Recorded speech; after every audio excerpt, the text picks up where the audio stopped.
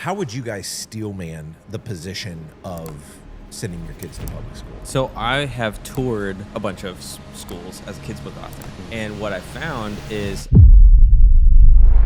public school doesn't mean the same thing in different geographical locations. Great point.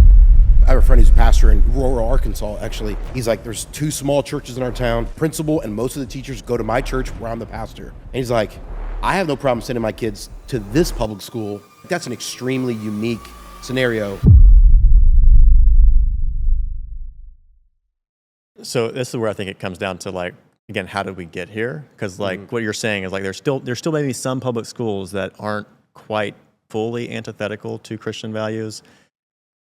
I would still struggle to find examples of like where you're not still seeing that happen in today's world there. Right. I think again, 30 years ago, that could be true. But so there's the greatest myth that I think Christians have allowed ourselves to buy into, which has gotten us to where we are today, is that there's this myth of a secular neutrality. Mm-hmm. That is a myth. And so we bought into it, which is what allowed us to go from, Christianity, like, again, there's so much background in terms of how Christian our nation was, not just in the populace, but how that manifested in the public sphere. Like we used to have out of Congress and the presidency, the office of the presidency, we used to have calls for national repentance to Jesus Christ, not just some like being in the sky, to Jesus Christ. Mm-hmm. And this is the same, like, separation of church and state. That's what the founders wanted. Clearly, there was a difference there. So anyways, we allowed ourselves to go more and more secular. So we started there. Our public schools were, by and large, ran by very devout Christian men in the past too. But then we embraced this idea of secularism. And in the beginning, and this is the key thing here, there's a term called cut flower syndrome, right? So the cut flower syndrome basically says, like, you're going to see the fruits of a Christian ethic if it had a Christian root, right? So the flower had a Christian root, and that's what made it into this beautiful thing, right? Not that there still wasn't sin and problems before, but that's what made the beauty that we see was the Christian root. The public schools used to reflect that as well. They were rooted still in a Christian root. As you've taken God out of that, so intentionally really over the years, we get the cut flower syndrome. So like most of our schools right now, most of us could look at and be like, okay, yeah, that flower is dead. Like and that's why even non-believers don't want their kids in those schools. But there's still maybe some schools where it's like, the flower is, I can still see it. You know, it's withered, but I can still see it.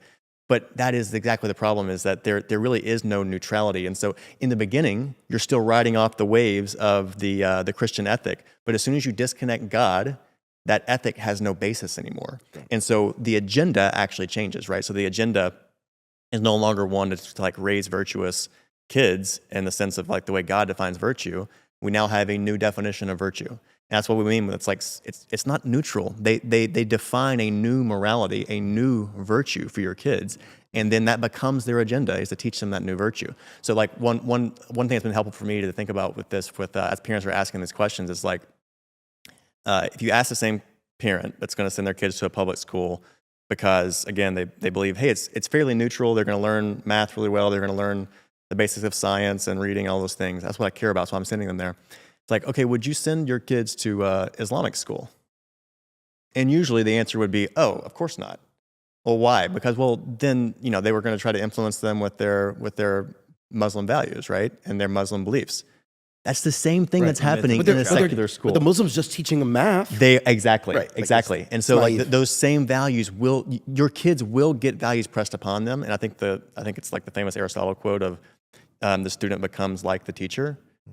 Like if you really love that teacher, and that's the only one they're getting exposed to, it could make sense, right? If that's a very strong Christian teacher. And there's also a separate argument of like, what about the environment that they're in, which we haven't even discussed yet. Yeah. The overall kind of kid environment, which I think there's something very unique about homeschooling that allows you to intentionally expose your kids to the right peer group even. Mm-hmm. Yeah. Because that really does matter. And there's no, outside of school, there's really not any, like throughout the rest of their life, they're not going to spend time with just their age group.